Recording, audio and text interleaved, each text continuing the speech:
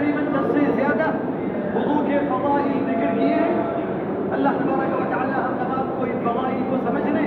اور ان فضائل کو اپنے ذہن میں محفوظ کرنے، اس پر عمل کرنے اور اس کا استحضار کرنے کہ اللہ تبارک و تعالی ہم تمام کو وضو کے وقت توفیق عطا فرمائے. تو اس وضو کے فضائل میں سے، اس عبادت کے فضائل میں سے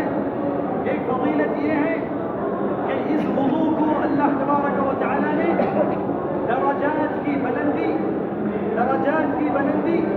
اور پھر اسی طریقے سے گناہوں کی معافی کا اللہ تبارک و تعالی نے ذریعہ بنایا ہے. اللہ تبارک و تعالی نے اس کے اندر ہمارے لیے اس وضو کی عبادت کے اندر یعنی درجات کی بلندی، درجات کو اونچا کرنا اور پھر اسی طریقے سے اللہ تبارک و تعالی نے گناہوں کو ہمارے جو دھلنے کا اور پھر جو اس کو مٹانے کا سبب اللہ تبارک و تعالی نے اس وضو کو بنایا ہے. امام مسلم رحمہ اللہ تعالی نے اپنی صحیح کے اندر ابو ہریرہ رضی اللہ تعالی عنہ سے اس روایت کو نقل کیا ہے کہ نبی کریم صلی اللہ علیہ وسلم نے فرمایا کہ الا ادلکم علی ما یمحو اللہ به الخطایا ویرفع به الدرجات. نبی کریم صلی اللہ علیہ وسلم نے فرمایا کہ الا ادلکم علی ما یمحو اللہ به الخطایا ویرفع به الدرجات. تو سوال ہی نبی کریم صلی اللہ علیہ وسلم نے صحابہ کرام سے کہا اور پھر آپ نے سوالیات اور صحابہ کرام کو خطاب کیا. ویسے ہی معلوم یہ ہوا کہ جس طریقے سے آپ نے بہت ساری احادیث میں صحابہ کرام کو سوال کیا تاکہ ان کو تیار کیا جائے اور ان کے ذہن کو حاضر کیا جائے اور ان کے جواب کو طلب کیا جائے اور اسی طریقے سے ان کی ترکیز کو جمایا جائے، ان کی توجہ کو مقبول کیا جائے. تو نبی کریم صلی اللہ علیہ وسلم نے ان سے کہا کہ الا ادلکم، کیا میں تم کو نہ بتاؤں، یعنی کیا میں تم کو نہ سکھاؤں، الا ادلکم علی ما یمحو اللہ به الخطایا، یعنی وہ چیزیں تم کو نہ بتلاؤں، وہ چیزیں تم کو نہ سکھاؤں جس سے اللہ تبارک و تعالیٰ گناہوں کو معاف کرتے ہیں، جس سے اللہ تبارک و تعالیٰ ہمارے گناہوں کو مٹاتے ہیں اور پھر اسی طریقے سے اللہ تبارک و تعالیٰ جن کے ذریعے ہمارے درجات کو بلند فرماتے ہیں،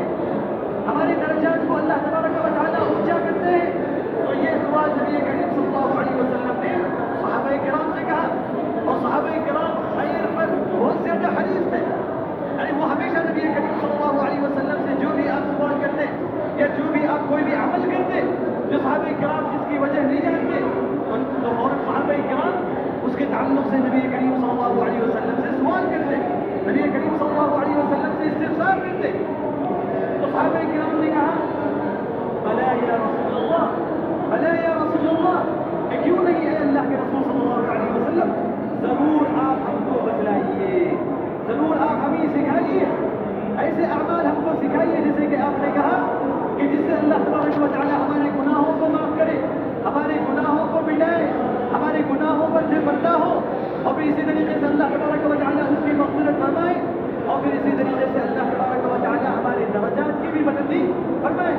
تو نبی کریم صلی اللہ علیہ وسلم نے پہلی چیز کا جو ذکر فرمایا ان اعمال کے اندر، یعنی جن سے گناہ معاف کیے جاتے ہیں اور جن سے درجات بلند کیے جاتے ہیں، تو نبی کریم صلی اللہ علیہ وسلم نے فرمایا کہ اسباغ الوضوء علی المکارہ. تو نبی کریم صلی اللہ علیہ وسلم نے فرمایا اسباغ الوضوء علی المکارہ، یعنی وضو کو اچھے طریقے سے ادا کرنا، اچھے طریقے سے وضو کرنا، مکمل طور پر وضو کرنا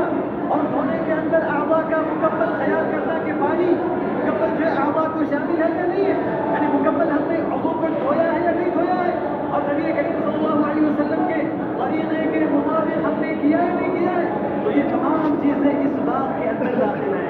تو اس بات کا معنی کیا ہے؟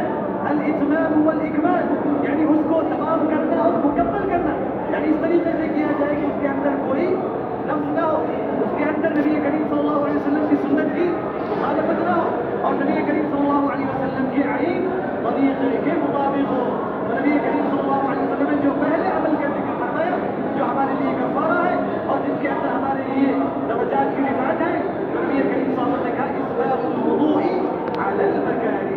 تو نبی کریم صلی اللہ علیہ وسلم نے وضو کو مکمل کرنا، وضو کو پورا کرنا، اچھا کرنا، نبی کریم صلی اللہ علیہ وسلم کے طریقے پر کرنا، پھر آپ نے اس کے اندر یہ فرمایا کہ علی المکارہ، علی المکارہ یعنی انسان کی ناپسندیدگی کے باوجود، یعنی دل چاہتا ہے کہ جو اس وقت وضو نہ کیا جائے یا اس پانی کو استعمال نہ کیا جائے، یا جو ہے سخت سردی موجود ہے، شدت کی ٹھنڈ جو ہے موجود ہے، تو اس حالت میں بھی جو ہے یعنی یہاں تک کہ اس کے اندر ضرر نہ ہو، نقصان نہ ہو، مگر اس کے باوجود ایک مسلمان وضو کرتا ہے، اس کے باوجود اس پانی کو استعمال کرتا ہے اللہ تبارک و تعالیٰ کے لیے، اس عبادت کی تعظیم کو وہ ادا کرتا ہے، اور اس حالت میں بھی دل کی ناپسندیدگی کے باوجود، دل کی ناپسندیدگی کے باوجود، تو یہ مکاری ہے جیسے سخت سردی کے اندر پانی کا استعمال یعنی انسان جو پسند نہیں کرتا ہے، وہ چاہتا ہے کہ جو ہے یعنی کبھی کبھی جو انسان چاہے گا کہ جو اس کے بجائے تیمم کر لے، اسی طریقے سے یعنی گرم پانی کا استعمال کرے، الحمدللہ یہ بھی جائز ہے، مگر اس کے باوجود اس پانی کو استعمال کرنا یعنی جس ٹھنڈک کے باوجود، سردی کے باوجود یعنی یہ افضل ہے، جب تک کہ انسان کو ضرر نہ ہو، اور پھر اسی طریقے سے یعنی انسان کی طبیعت مثلا جو ہے خراب ہے، ایسی طریقے سے اس کو کوئی بیماری لاحق ہے، ایسی طریقے سے اس کے لیے چلنا مشکل ہے، ایسی طریقے سے وہ پانی کا استعمال نہیں کر سکتے، جیسے کسی کو بخار ہو اور اس کے باوجود پانی کا استعمال کرنا یہ دل ناپسند کرتا ہے، اس کا استعمال جو ہے مکروہ ہوتا ہے انسان کے لیے، مکروہ کا معنی یہ ہے یعنی دل اس کو جو ہے ناپسند کرتا ہے، مگر اس کے باوجود انسان یعنی اس پانی کا استعمال کرے، یعنی انسان کے لیے اس کو تیمم جائز ہے، مگر اس کے باوجود کوئی پانی کو ترجیح دے اور اس حالت میں بھی وضو کرے، یا پھر اسی طریقے سے ممکن ہو کہ اس کے پاس پانی موجود نہ ہو اور پانی کو لانے کے لیے یا پانی کو طلب کرنے کے لیے کچھ مسافت قطع کرنے کی ضرورت ہے، کچھ مسافت چلنے کی ضرورت ہے، کچھ اس کے لیے جد و جہد کی ضرورت ہے، ایسی طریقے سے چند قدم جانے کی ضرورت ہے، ہو سکتا آدمی جو ہے یعنی اس کے پاس یہ تمام کے وسائل میسر نہ ہو، اس کے باوجود یعنی اس اپنے نفس کے مشقت کے باوجود، تکلیف کے باوجود، پریشانی کے باوجود یعنی وضو کرتا ہے، وضو کو مکمل کرتا ہے، یا پھر اسی طریقے سے یعنی پانی موجود نہ ہو اور پھر پانی کو خریدنا پڑے، یعنی پانی جو ہے میسر نہ ہو، پانی کو خرید کر جو وضو کرنے کی نوبت آ جائے، تو حقیقت میں وہ جو پانی خرید کر کے وضو کرے، تو نبی کریم صلی اللہ علیہ وسلم نے فرمایا اسباغ الوضوء علی المکارہ، یعنی دل کی ناپسندیدگی کے باوجود ایک آدمی یعنی مختلف اس کے احوال ہو سکتے ہیں، جیسا کہ میں نے ذکر کیا، تو ان تمام احوال مشقتوں کے باوجود ایک مسلمان اللہ تبارک و تعالیٰ کے لیے اس عبادت کو اللہ تبارک و تعالیٰ کے لیے کرتا ہے،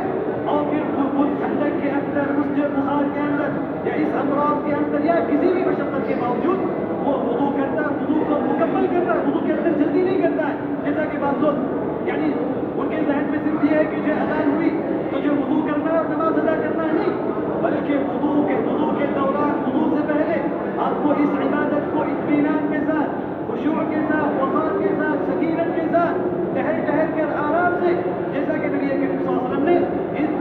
وضو کے لیے آپ نے کبھی احسان کا لفظ استعمال فرمایا، کبھی آپ نے اس کے لیے اسباغ کا لفظ استعمال فرمایا، تو ان تمام کے اندر یہ ہے کہ آپ کے ہر وضو کا خیال کریں، ہر وضو کے اندر سے تاکید کے ساتھ وضو کو دھوئے، تو یہ تمام معانی اس حدیث کے اندر شامل ہے۔ تو یہ پہلی چیز نبی کریم صلی اللہ علیہ وسلم نے اس کے اندر بیان فرمایا، تو اس کے اندر وضو کی فضیلت ثابت ہوتی ہے، اس کے اندر وضو کی فضیلت ثابت ہوتی ہے کہ نبی کریم صلی اللہ علیہ وسلم نے وضو کو یعنی ہمارے درجات کی بلندی کا اور اسی طریقے سے ہمارے